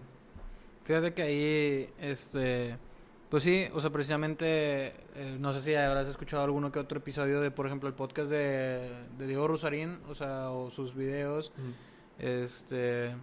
Hay una frase que particularmente me gustó mucho, que, digo, él asocia con otra, creo que de Walter Benjamin, que dice lo de no llegar con vergüenza al futuro, y él habla de, precisamente, que esa vergüenza la vamos a seguir teniendo hasta que nos dediquemos a reivindicar a todos los perdedores de la historia, ¿no? O sea, porque lo que hablamos hace rato de las narrativas, o sea, las narrativas que se viven hoy, pues están contadas por la gente que está en poder y que ganó esta partida, digamos, que fue la vida. Entonces, pues hasta que estos verdaderos ganadores de la historia no se dediquen a reivindicar a los de abajo, pues creo que deberíamos de llegar con vergüenza al futuro, porque, o sea, ¿en qué momento dijimos todos colectivamente, sí, hay que usar todos nuestros recursos y matar al planeta para llegar al espacio comercialmente, mientras tenemos el 50% de la población en pobreza? En pobreza, exactamente. Hay un tweet muy bueno también que cité para el artículo que decía, no me acuerdo qué fue el otro, pero me gustó mucho porque decía, hoy Jeff Bezos fue al espacio, ayer en la calle vi una persona comiendo, sacando comida de la basura. Entonces, pues cuáles son las prioridades, como dices tú, ¿verdad? O sea, y pues cuánto tiempo más así. Si los alienígenas vinieran, yo creo que se regresen, ¿no? O sea, de tanto, o sea, se van a quedar unados de que con la Tierra, o sea, mejor me regreso, o sea, vaya, es preocupante y sí me entristece mucho, la neta. Me entristece mucho y me da mucha impotencia porque a veces digo que, bueno, pues como mis conocimientos o lo que sé de desarrollo económico, o sea, ¿cómo lo puedo hacer? O sea, a veces sí me siento un poquito derrotista, pero yo creo que es un pensamiento colectivo de muchas personas, ¿no? O sea, cuando muchos yo creo que nos sentimos derrotados porque estamos solos, ¿verdad? Sí. Entonces, imagínate el poder que tienen cientos, miles de personas, por ejemplo, de muchos ejemplos, ¿no? El 2008 también, ¿cómo se llama esto? De la manifestación que hubo de Wall Street. Ok, sí. La de Wall Street... No me acuerdo cuál es el nombre, ¿no? Pero se juntó miles de personas cuando al principio pensar que iban a ser 500 personas en la manifestación. Es que me estoy tratando de acordar el nombre, pero no me acuerdo cómo era. Pero fue el caso contrario, de que no todos, o sea, todos tal vez pensarían que iban a ir solos o muy poquitos para hacer algo y terminaron siendo mucho más. Y fue en Estados Unidos y a nivel mundial también. Entonces, ¿a cuánto va a llegar eso cuando ya realmente nos juntamos? Pues es el poder el poder público, ¿no? Participar ciudadanamente. Hace poquito que fueron las elecciones también, es reconocer igualmente que tu participación política no termina cuando tú marcas la boleta y la depositas. O sea, es una acción del día al día, 365 días la acción en la comunidad, en la localidad y hablar de esos temas. También es participación ciudadana que se tiene que volver un hábito, se tiene que normalizar. Pero tenemos como ese miedo a hablar de eso. No sé por qué tenemos como un miedo a expresar nuestras ideas. Y obviamente en el camino vamos a un tabú muy grande, porque tal vez nos encontramos en el camino que muchos están en desacuerdo con nosotros. Como que tenemos ese miedo a como que decir que mis ideas no valen o que me van a cuestionar o que hay ideas mejores que las suyas. Pero la realidad es que este diálogo, estos debates o estos espacios como el tuyo pues, son muy importantes. O sea, son cuestiones que tienen que ser normalizadas en el día al día. Fíjate que ahí saludos a Robo, te quiero, pero te odio. O sea, muchas veces en conversaciones con mis amigos, la típica carne asada, la típica cena, etcétera, yo pues me quiero poner a platicar de esto, ¿no? O sea, son pues un espacio en el cual yo creo que podemos generar conciencia, o sea, en tu círculo cercano puedes empezar, ¿no? Y entonces Robo me dice, con amigos, familia y pareja o algo así, no se habla de religión, política y no sé qué yo. ¿Cuál es el papel político de Maradona en el fútbol? ¿Cómo era? Algo así había en tweet de que decía que la cena navideña no toques este tema. Y luego ya de que el primo pendejo de que ¿cuál es el papel político de Maradona en qué sabe qué? O sea, me gustó mucho su tweet, pero sí, habla de eso del tabú. O sea, le digo de que, güey, pues entonces, no, o sea, ¿y con quién voy a hablar? Ujú. O sea, me tengo que pelear en Twitter, o sea, porque pues no es mi familia, ni mi pareja, ni mis Exactamente. amigos. Entonces, ¿y de qué voy a hablar? O sea, de las cosas que nos encapsulan, de que entretenimiento, fútbol, etcétera. O sea, Ujú. las cosas que importan no nos están importando. Sí. Y luego también con lo que ahorita decías de lo de Wall Street, no me acuerdo en qué libro, donde decía algo así como... no, pues mejor no hago nada, acabo ya estamos jodidos. Dijeron 7 billones de personas. Ujú. O sea, todos dijimos, Sí. ya nos dimos por vencido y tan sencillo era que todos individualmente hiciéramos la sencilla decisión de decir, hoy voy a tomar, como dices, cada una de mis acciones Ujú. con la ciudadanía en mente, ¿no? Sí, por el bien común. O sea, y pues todo esto se engloba en lo mismo que empezamos al principio, que al final de cuentas el desarrollo económico y social, y es una cuestión de sí o no. O sea, tiene que haber desarrollo económico y social. ¿Por qué? Porque es beneficioso para el país, punto. O sea, en lo político, en lo social, en lo económico va a ser beneficioso que haya desarrollo, ¿verdad? Entonces, ya hay que pasar esos temas de... Ya se comprobó que el desarrollo tiene que ir, punto. Aunque hay muchas teorías que dicen que no, que sí, pero se ha demostrado con números. Banco Mundial lo ha dicho, el Fondo Monetario lo ha dicho. O sea, ya es una condición que se tiene que hacer. Bueno, pasemos al siguiente paso. Reconocimiento del problema, hay que pasar a la acción, ¿verdad? Que es la parte, yo creo que más complicada. Fíjate que ahí, retomando un poquito lo que decías hace rato, igual si quieres, nada más pues te comento, no sé por qué me acabo de acordar, Ujú. pero ahorita que hablas del tema de la dignidad, ¿no? O sea, de lo de una persona, Jeff Bezos, yendo al espacio y otra comiendo basura. Sí. No me acuerdo de quién es este libro, pero se llama Necrocapitalismo, que habla precisamente de que todo el progreso, porque no es verdadero desarrollo, o sea, es progreso tecnológico, Ujú. progreso industrial, progreso infraestructura, Sí. pero no es desarrollo, eh, está haciendo a costa de miles de muertos. O sea, Ujú. para que tú, Jeff Bezos, hayas tenido tanto, tuviste que haber no pagado, o sea, un sueldo por debajo de la línea de la pobreza extrema Ujú. en Mali para los textiles, no sé qué. Entonces, pues sí, definitivamente tu capitalismo se hizo a costa de vidas, de muertes Ujú. en otro lado del mundo. Y Sí. digo, acá lo idealizamos porque es lo que vemos, pero no estamos viendo que esto tan desigual en realidad está implicando muertes. O sea, esa hambre, esa Ujú. miseria se está traduciendo en muertes y no lo estamos considerando. O Y incluso, o sea, en Amazon o en otras empresas, la gente que se suicida por toda la presión laboral o Sí. por el horario explotacional que tienen. Que se eso normaliza, se normaliza eso es ese- necrocapitalismo. O sea, Ajá. literalmente estás capitalizando a costa de una vida. Ujú. Y hemos perdido total sensibilización de eso. Y no sé por qué está normalizado. O sea, cuando eso en derechos humanos, en dignidad humana, en Sí. lo que quieras, no debería de cuadrar en la ecuación ni de cerquita. Ujú.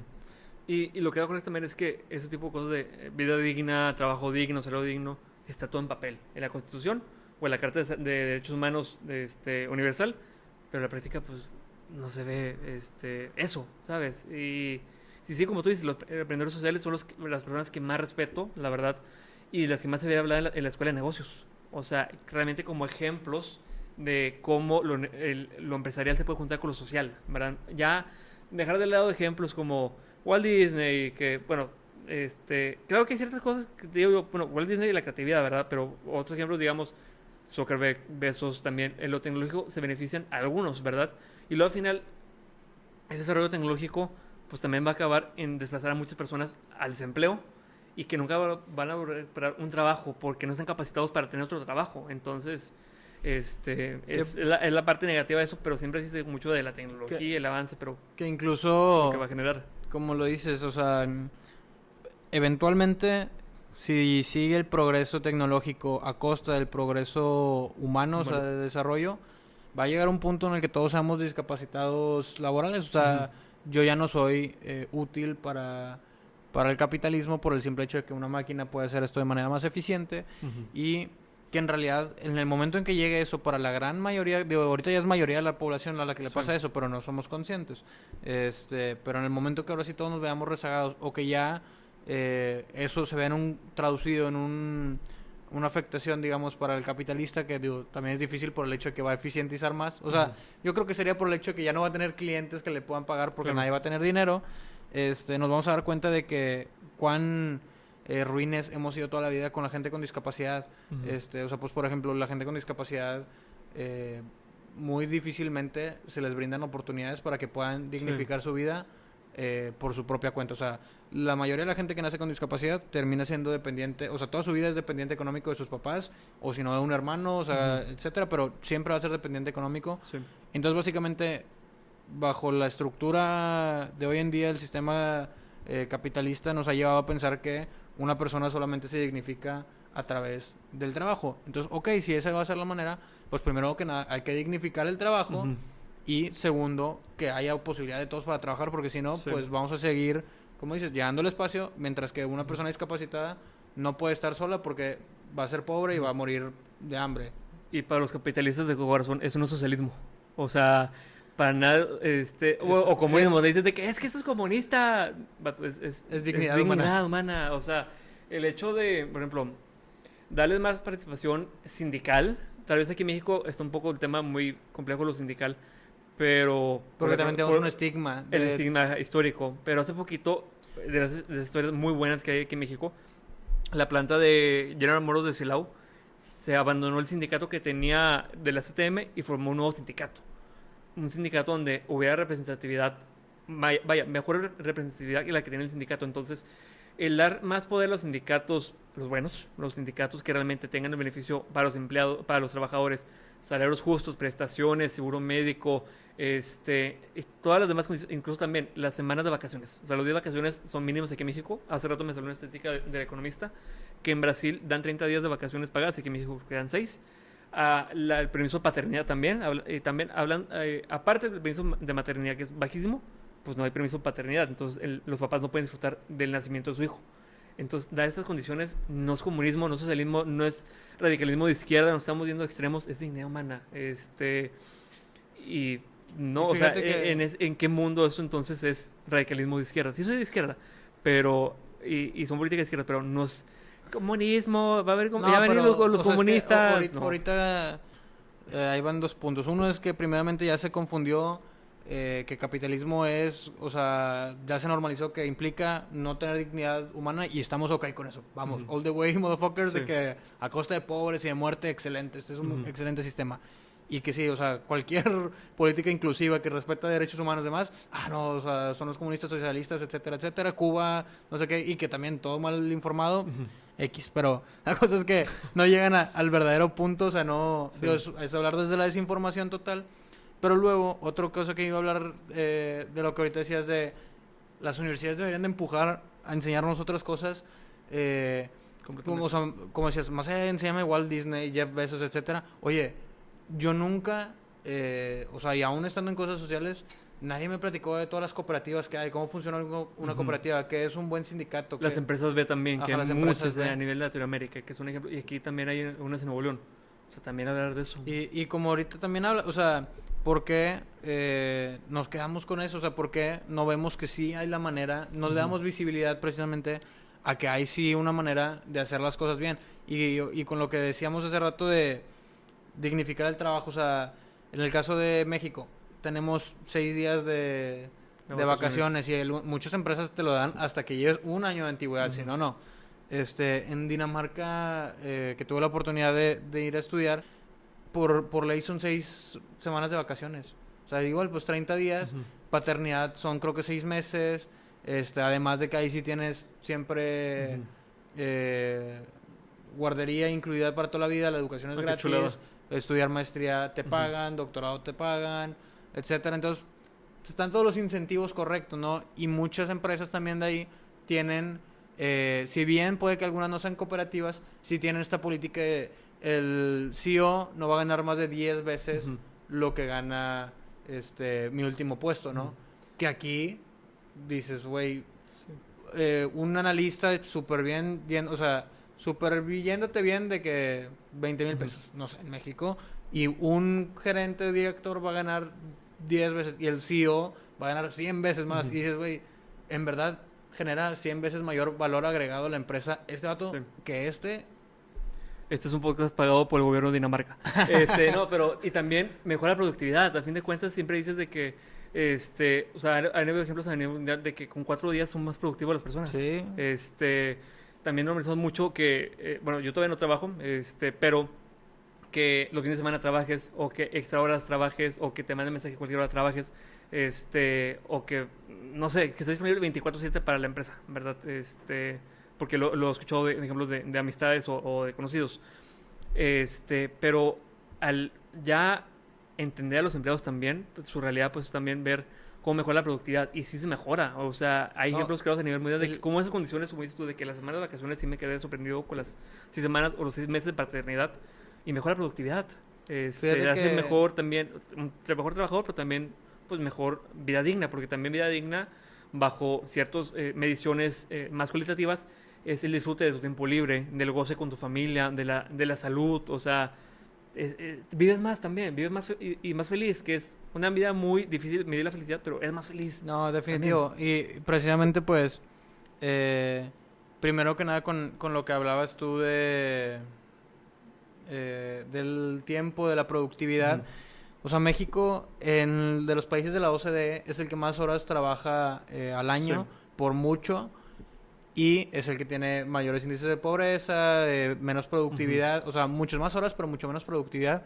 Por ejemplo, Dinamarca, Alemania, Suecia, etcétera, son los que tienen menos horas de trabajo al año y son los que tienen más alta productividad. Ujú.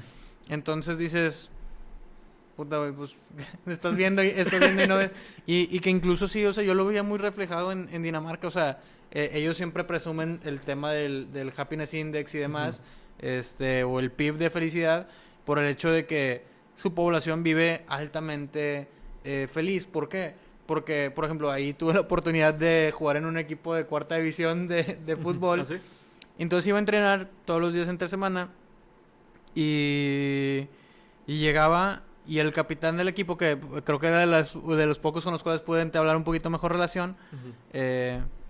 él era un papá, o sea, tenía 35 por ahí, era papá, los entrenamientos eran a las 7 se me hace, o sea, él iba a entrenar todos los días, podía estar una hora, salía a las 5, a las 6, tenía una hora, 2 horas para pasear a sus hijos, porque ahí sí, de que eso es otra cosa que aquí no veo, nunca veo yo un papá en un parque o Ujú. centro comercial solo con la carriola, jamás he visto eso. En Dinamarca todos los días veías incluso más papás, yo creo que mamás Ujú. con la carriolita llevando al hijo, y luego podía darse la oportunidad de jugar fútbol pues amateur y estar plenamente con su vida, o sea, estar con mi familia, hacer mi deporte, estar en mi trabajo bien, Ujú. etcétera. Aquí cuánta gente tiene el privilegio de eso, Sí. o sea, casi que ni estando en un muy buen puesto tienes eso. ¿Por qué? Porque no se respeta los horarios, pues todo, no, o sea, en realidad aquí Ujú. es como que mátate trabajando o muérete de hambre. Sí. Y pues ahí retomamos también el punto de, pues el ejemplo occidental que se ha dado a Estados Unidos también como referente de desarrollo económico, que es más de crecimiento económico que sus Que incluso Trump en su momento les decía que eran socialistas a Dinamarca. Ajá, sí, y nada que ver, o sea, esa es la ventaja de la socialdemocracia, que no quiero aquí como decir que esta ideología buena, pero yo me identifico más con la socialdemocracia porque es la postura de que haya mercado, que haya ese capitalismo no excesivo, no capitalismo de cuates, no capitalismo donde el capitalista pues sea multimillonario, sino que haya pues dignidad humana, derechos humanos básicos, o sea, Democratización de los... y democracia en el día al día, democracia no solamente en las elecciones, democracia también en el trabajo, democracia en la vida laboral, en la vida académica, y pues en qué mundo es el radicalismo, o sea, para mí no es radical que ellos sean felices, o sea, Sí, es todos que tenemos el anda- derecho de ser felices, el derecho a la felicidad, yo creo que es también algo que no está, no sé si está escrito explícitamente en la Constitución o no, pero pues el derecho a ser felices, o sea, es como algo básico, yo creo. Sí, que en actualmente. realidad, por ejemplo, mucha gente luego, romantiza ciertos temas como el tema de la pobreza, porque en estos índices de felicidad, por ejemplo, los más felices son los nórdicos, básicamente. Y ahí de ahí ya vienen, en economía de la felicidad, o sea, y del comportamiento, le llamaban algo así como el efecto Latinoamérica. Ujú. Porque después de los nórdicos, los que tienen mayor... o sea, eso también luego hay un modelo econométrico en el cual lo miden en cuanto a la comparación de ingresos, ¿no? O sea, porque está esta frase de la felicidad la compra el dinero, ¿no? Ujú. Y que en efecto sí, o sea, en realidad, en gran medida sí, por el hecho de tener más paz mental, güey. O sea, si estás preocupándote por comer, por el estrés, etcétera, pues claramente tu felicidad se va a ver limitada. Ujú. En este caso, los nórdicos son aquellos países que sí tienen la felicidad correspondiente o superior a su nivel de ingresos. Ujú. Pero los que en realidad tienen mucho más alto felicidad a nivel de ingresos son los latinoamericanos, o sea, Colombia, México, Brasil, Sí. etcétera.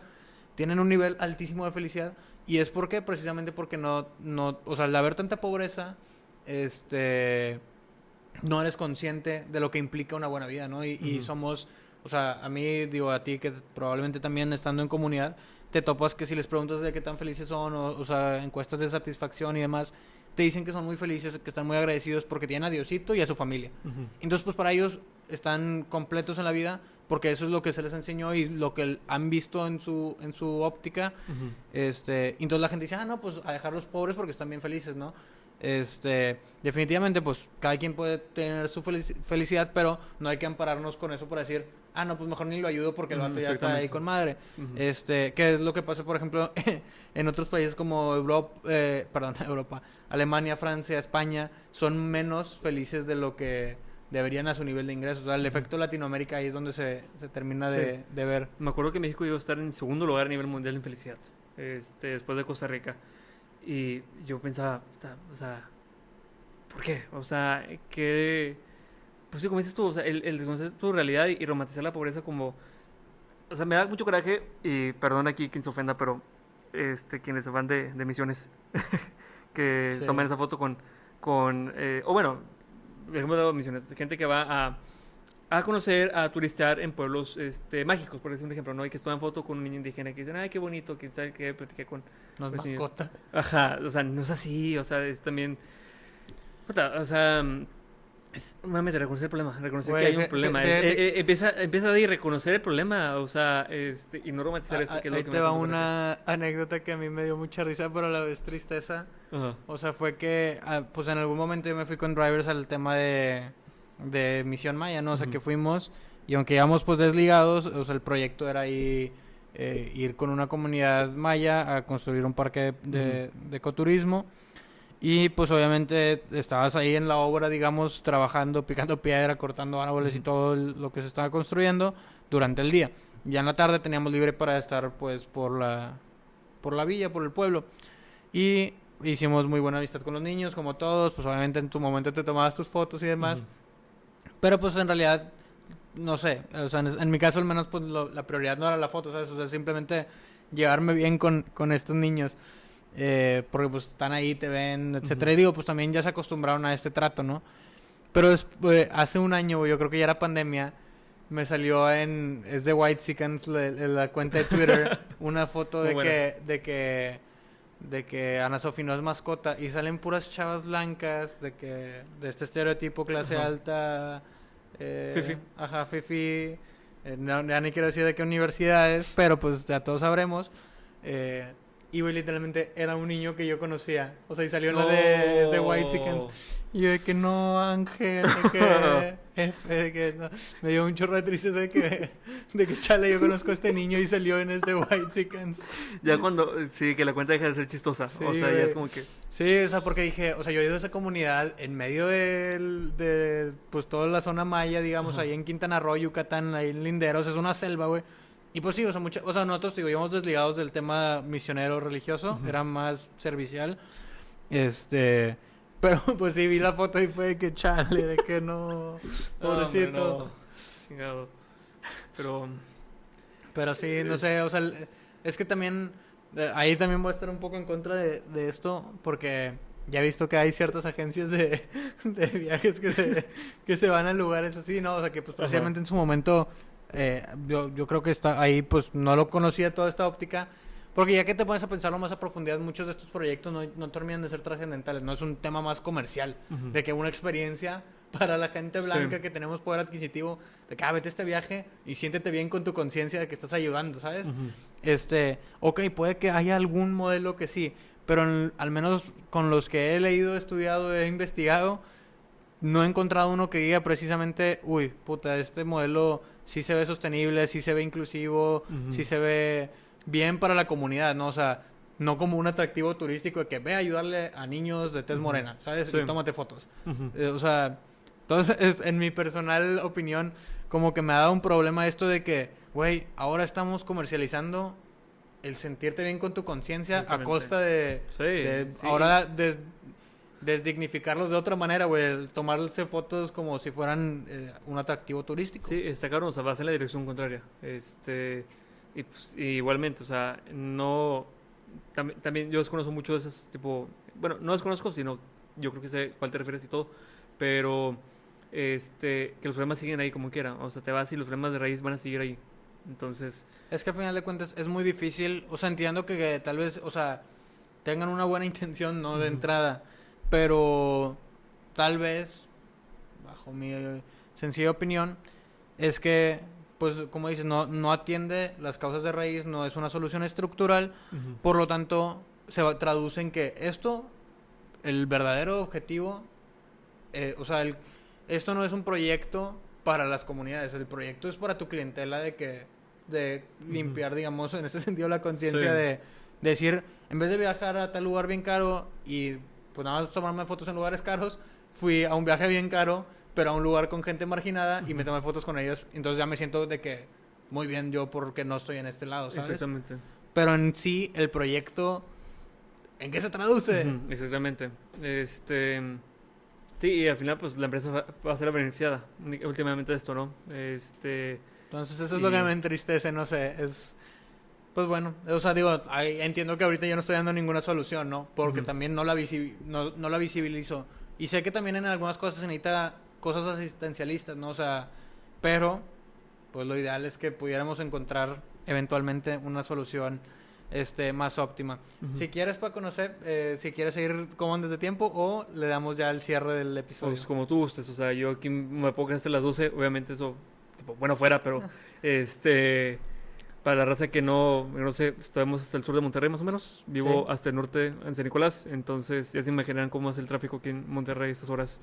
Hace poquito conocí, o sea, nada que ver, pero un amigo foráneo me dijo que se le hacía bien raro que aquí en Monterrey hiciéramos 30 minutos, 45 minutos de trayecto, que eso para ellos es salir de la ciudad completamente, de que agarrar sí, carretera, de que haya trayectos de 15 minutos también. Entonces, para la gente que no es de aquí, así son los trayectos normalmente. Sí, fíjate que... Lo máximo que he hecho creo que fue como hora y media alguna vez de lo de a mi casa, a las 7 de la noche más o menos. Sí. Y lo menos fue el 8 de marzo, el año pasado. El 9 de marzo que la manifestación de las mujeres. Ahí pues no hubo Ya. nada de tráfico también. Entonces, pero no estoy diciendo que, wow, super mega día. O sea, realmente creo que no, ¿verdad? Ese fue un día también muy, muy pesado, pero hablando de que el tráfico, o Y sea, que precisamente ahí hablando del tráfico, ese es otro gran sesgo que tenemos nosotros, el pensar que todo el mundo tiene carro, ¿no? También. O sea, la realidad es que en México muy poca gente tiene carro. Nosotros Sí. lo vemos tanto. ¿Por qué? Porque la infraestructura está toda construida Sí. para los carros, pero ¿cuánta gente va en camión? O sea, tú solo ves un camión o 5 camiones en el carril, pero en realidad ahí van 150 personas y en todos estos carros van 50. Oye, y no sé por qué también hay como un estigma, bueno, no estigma, pero como que un pensamiento negativo. O sea, ¿usas transporte público? ¿Te mueves en metro, te mueves en taxi, te mueves en camión? O en otros países, el transporte público es el principal medio de comunicación o el principal medio de transporte. Y gratuito, subsidiado. Como aquí tenemos muchos ejemplos de que, oye, pues no tienes carro, ¿cómo que te mueves en metro? ¿Cómo que te mueves en camión? Que aparte están carísimos. Que también aparte, es el tema de... muy mala infraestructura, carísimo el transporte público. No, y güey, ni siquiera estás seguro de tu vida, lo que pasó en Ciudad de México. Ah, también. Sí. O sea, el medio de transporte. Y eso salió, creo que lo he leído en un artículo de New York Times que decía que para gente de Tlalpan, que era la parte más olvidada de la ciudad, pues era un medio como para sentir, oye, pues soy parte de la misma Ciudad de México. O sea, aquí también ha llegado a cierto punto de desarrollo. Y luego ves cómo incluso esa intención malísima, o sea, en ese reportaje que salió, cómo la gente era gente de a pie, como ayer decía Tony en el podcast, gente de a pie que usaba el metro, y lo mal hecho que estaba para ellos también, o sea, cómo Es se que, ahorraron tantos millones pues, de pesos en eso, o es sea, el tema de la narrativa también, o sea, Sí. porque por ejemplo en Dinamarca precisamente mi depa, ni crean, o sea, estaba a las afueras, era O sea, estaba bien, pero estaba o sea, estaba a 5 kilómetros de la facultad. Y me decían, no, o sea, vives en otra ciudad. Yo, ¿cómo, güey? De que 5 kilómetros no es nada. Sí, o sea, pues Monterrey, 5 kilómetros en carro te avientas media hora. Y pues ahí en transporte público o bicicleta, que era como yo me movía, pues llegabas en un 2x3. Aparte que toda la ciudad está muy bien diseñada para tanto transporte público como... Sí. O sea, ahí sí se sigue, digamos, la pirámide de movilidad idónea. Y precisamente, relativamente cerca a donde estaba mi departamento, estaban unas oficinas de ciertas consultoras muy grandes, ¿no? O sea, estas internacionales, el Big Four, etcétera. Y veías a muchos que probablemente eran los altos ejecutivos llegar en bicicleta. O sea, el estacionamiento, carros o muy modestos o muy pocos carros y demasiadísimas bicis. ¿Por qué? Porque está estandarizado que o llegas caminando después del camión o llegas en tu bici, pero en carro como que es muy innecesario. Y aquí es como que, güey, si soy gerente o si soy director, a huevo tengo que tener tal carro o tengo que ir a tal club de golf o tengo que no, porque si no, o sea, qué jodido, no, y transporte público, güey, jamás, o sea, ya ni para los niveles, o sea, si estás en un corporativo y te mueves en transporte público, nadie te deja de hacer el feo. Oye, y me gusta que muchos temas que sacamos, así como que parece que nada que ver con lo que estamos contando, pero aterrizamos porque también, hablando de políticas públicas, aparte de economistas, politólogos, también los urbanistas. O sea, el diseñar mejores ciudades, el diseñar mejores espacios para el peatón o para el ciclista.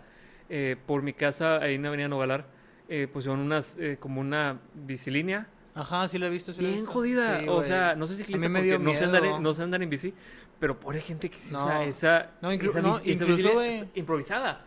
No, o sea, yo creo que la sacaron por la necesidad que había, porque aquí en Monterrey pues hay pocas líneas, o sea, o pocos kilómetros para ciclistas, pero como que les quisieron hacer que... Pero, güey, en chinga para que ya los uses, para que ya no digas nada, pero están inseguras, o sea, y los taxis pasan por ahí por la línea también.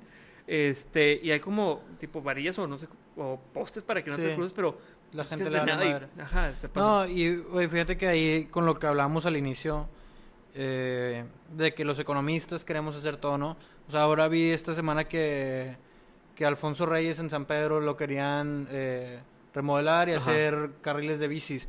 Y son básicamente, o sea, al menos en el render o no sé cómo se dice, el dibujito que subieron, que se ve parecido al de San Nicolás, que sí lo he visto, o sea, que tienen nada más las cositas, esos barandales muy chafos amarillos. Y, güey, eso es totalmente inseguro. O sea, lo que no entiendo es por qué, si en países hay verdadera efectividad del transporte público, tanto, o sea, de cómo hacer unas verdaderas paradas de camión, de cómo hacer verdaderas ciclovías, ¿por qué no las sigues, güey? ¿Por qué te inventas un esquema chafo, barato, inseguro, para ahorrarte lana y clavártela en otras cosas? ¿Por qué no investigas, güey, qué hace qué hace Holanda, qué hace Dinamarca, qué hace Suecia? Países que el 70% de la población se mueve en bici. Güey, ve lo que hicieron y simplemente es poner una banqueta. O sea, tampoco es de que, pinche gasto descomunal. No, es donde está la banqueta, pon una segunda banqueta, que ese es el carril de bici y ese es exclusivo para bicis y tipo Vespas, de las motos Vespas. Y entonces ya en calle va carros nada más y hay una parada muy específica del camión en las cuales es un carril exclusivo. Y aquí no tenemos ni una ni otra, y lo que tenemos está mal hecho, etcétera. Salvo la cubía que... Madre, o sea, he visto los camiones también.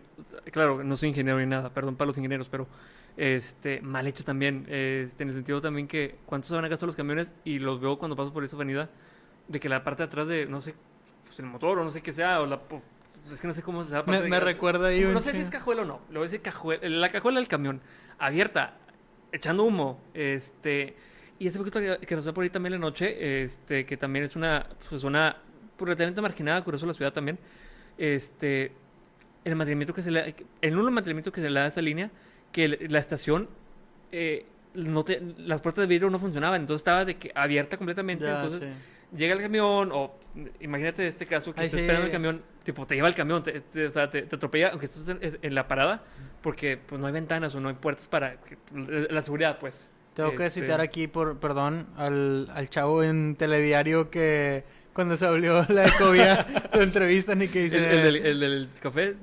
Que trae una marucha, ¿no? La marucha, sí, la marucha en la gorra, ajá. De que no mamen, de que hubieran hecho... subterráneo. Subterráneo. No, o sea, la verdad es que... Te digo, o sea... en mi descripción de Twitter, ya no sé ni desde cuándo tengo mi descripción que dice, no hay hilo negro, solo oportunidad, igualdad de oportunidades. Y creo que, o sea, el gran problema también en México es que los hacedores de políticas públicas también en el sector privado, Ujú. en vez de replicar lo que otra gente ya está haciendo muy bien, a huevo quieren sacar su hilo negro y crear la super innovación de que, güey, cópiate, no hay pedo. O sea, Sí, literalmente exactamente. sigue, ahórrate la curva de aprendizaje. ¿Por qué? Porque precisamente con la ecovía, con esa ciclovía, con todo, güey, la cae. O sea, está bien mal esto, ahora tengo que gastar el doble porque no lo hice bien a la primera. Sí. Cópiate, agarra la curva de aprendizaje y tampoco es como que poner una banqueta más larga sea un invento innovador. Ujú. Y luego, no sé si has visto también por Morales Prieto, están haciendo como un paso, o sea, elevado para agarrar, como para ahorrar tanto tiempo, viene un Saltillo, hay un puente que cruza sobre el río Ajá. Santa Catarina. Sí, sí, sí. Puta, o sea, al final de ¿Cuál es la cuentas, verdadera funcionalidad de eso? ¿cuál es la verdadera funcionalidad de eso? Y aparte hay casos prácticos que se estudian nuevamente, perdón, los ingenieros y urbanistas y demográficos, pero había, creo que en Houston, la autopista de Katy, eran, por ejemplo, 4 carriles y había un chingo de tráfico en los 80s. Lo expandieron a 10 carriles y el tráfico fue el doble. Sí. Entonces, hay ejemplos prácticos de está. la vida real, y como dices tú, de que ya están los ejemplos. California también En California pasa eso. también, En Houston, Atlanta. en Houston, Atlanta, y que esas autopistas, pues, y también hay una foto de esa autopista de Katy, Houston, que es el mismo tamaño de un pueblo en Italia donde viven 10.200 personas Sí. aproximadamente, y aquí en la autopista, pues, viven 0 personas. Entonces, están los ejemplos prácticos de cómo no hacer las cosas y por qué seguimos replicando esas cosas. Y te digo, México nuevamente es privilegiado en el sentido que tiene los datos y hay organismos públicos, gracias a que existe Coneval, gracias a la existencia del INEGI. Una cosa es que existan, otra cosa es aplicar los datos, ¿verdad? Y, Sí, que estén, y lo bueno es que hay transparencia y están disponibles los datos. Falta usarlos, falta aplicarlos. Es que no me acuerdo quién dijo esta frase. No, creo que fue Fidel Castro, güey. No le admire nada a Castro, pero solo dijo, pobre México, tan lejos de Dios y tan cerca de Estados Unidos. Porfirio Díaz. Porfirio. Menos peor, o sea... Bueno, más o menos, pero sí, güey. Porfirio Díaz fue el que dijo de pobre México tan cerca de... No. Tan lejos de Dios y tan cerca de Estados Unidos. Exactamente, sí, fue Porfirio Díaz. Sí, para que no te preocupes, para que nos queden los Bueno, también lectores. Porfirio tendrá mucha cola que pisarle, pero bueno, Probablemente, sí. rip el vato. Ajá. Si quieres ya para pasando a cerrar el episodio, tengo algunas preguntas que son características de aquí del podcast, que son, pues primero que nada, ¿qué ve Paco para el futuro de México y el mundo? Ujú. Cabrón. Primero que nada, principalmente es... cabrón. Vamos por partes.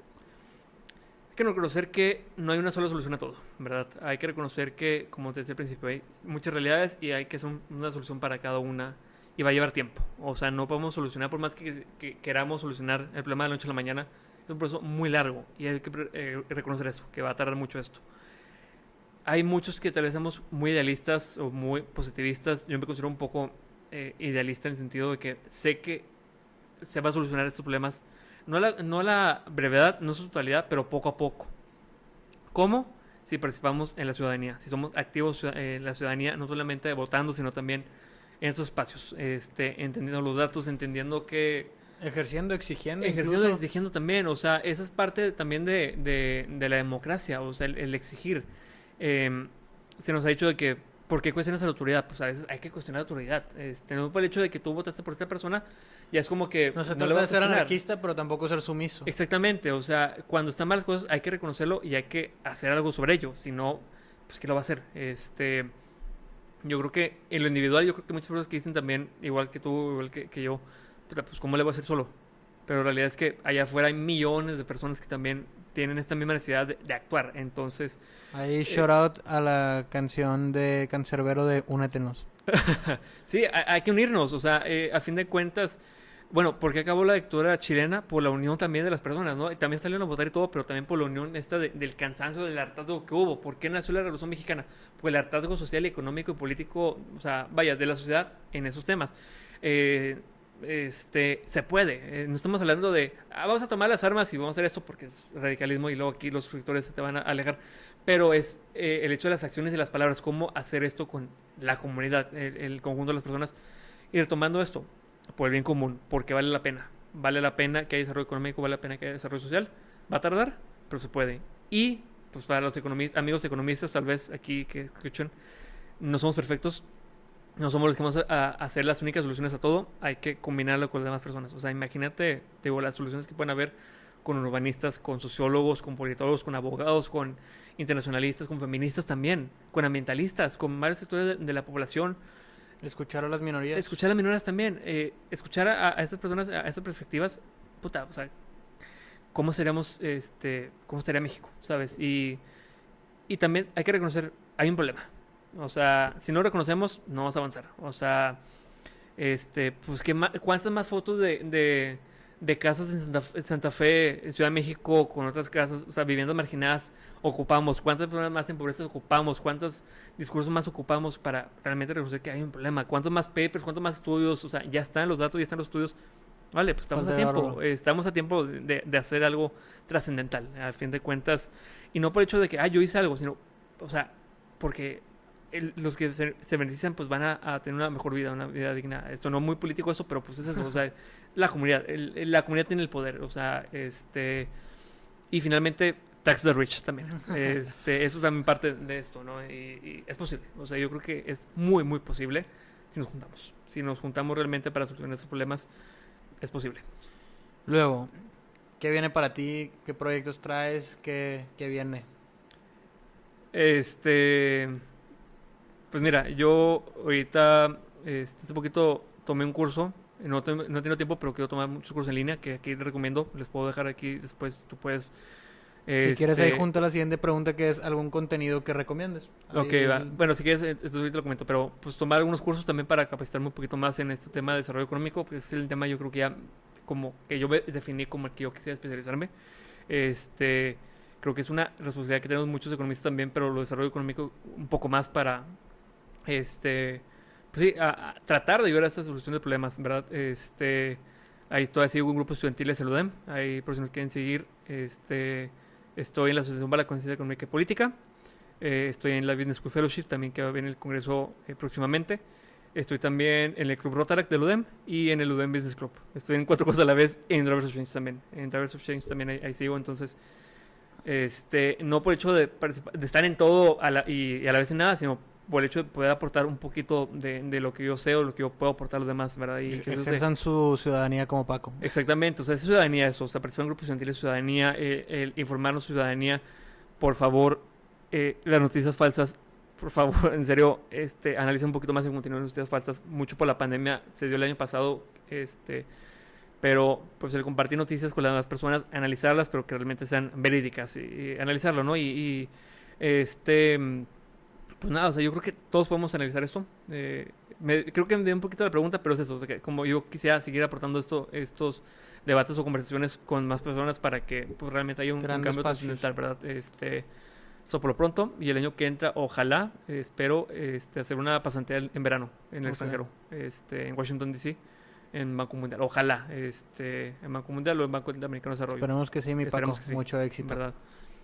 Bueno, recomendación, ya nada más quedan las 2 preguntas, que es una recomendación de contenido, video, libro, etcétera, lo que quieras, y un consejo que darías tú, que pues igual si quieres saltarte esa o si quieres agregar otro más de los que ya diste. Mira, del contenido le recomiendo mucho a un economista que se llama Robert Reich, lo repito muchas veces en ocasiones, pero es un economista que admiro bastante porque ya tiene 73 años, pero como que le habla a la juventud de una manera un poco más atractiva, incluso un poco forzado, pero le mueve redes sociales, o sea, hace TikToks y varias redes sociales y hace videos en YouTube de desigualdad económica, entonces es alguien que recomiendo bastante.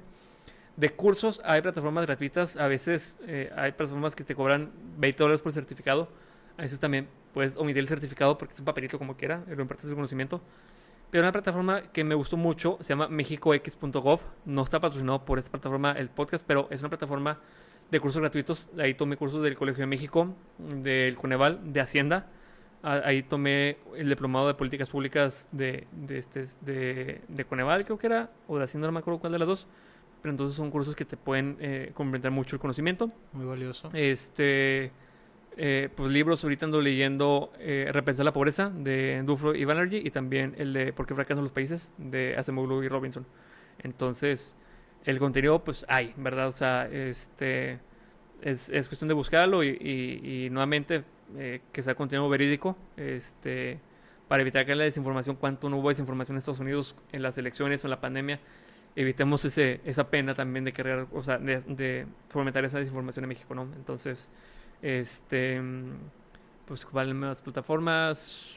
¿Y ya tu consejo o frase? Híjole, bueno, la frase mi favorita es esa, la de Robert Reich. Otra vez Robert Reich tampoco patrocina este podcast, pero él dice que, pues, cuando realmente veamos en nuestro alrededor que las tensiones sociales son tan altas, o sea, cuando ya es mucha la tensión que existe, cuando ya estamos a punto de explotar, estás de que la caldera a punto de explotar, pues es el momento de salir adelante, ¿no? De hacer las acciones. Y que no es fácil, pero hay que hacerlo. O sea, si no, ¿qué lo va a hacer? Y es poco a poco, va a tardar mucho, pero pues también hay que divertirse en el proceso y conocer procesos en el proceso. Yo sé que allá afuera hay muchas personas en esos temas también como que pues quieren hacer algo, entonces pues eso, o sea, ¿qué más nos queda? Pues participar activamente y pues nada, yo creo que eso, reconocer primero que nada que hay un problema y que podemos hacer algo al respecto, ¿no? Ok, pues muy valiosas todas las aportaciones, recomendaciones y toda la cátedra que diste el día de hoy, Paco. La verdad, un gusto haberte tenido aquí No, en gracias por el invitarme. episodio de hoy. Espero que próximamente puedas volver aquí a tu casa. Gracias. Y pues bueno, muchas gracias por habernos acompañado este episodio. Creo que hasta ahorita es el más largo, también es muy bueno. ¿Cuánto duró? ¿Cuánto llevamos ahorita? Pues creo que ya va a ser como hora y media o más. Pero, pues bueno, espero lo disfruten, espero aprendan bastante, lean todo lo que recomendó Paco, vayan a seguirlo a todos sus proyectos, a SAFE, a BSF, a Drivers, Ulaki, etcétera, etcétera. Sí. Y bueno, pues dejen su like, compartan y comenten qué tal les pareció este episodio. Hasta luego. Nos vemos.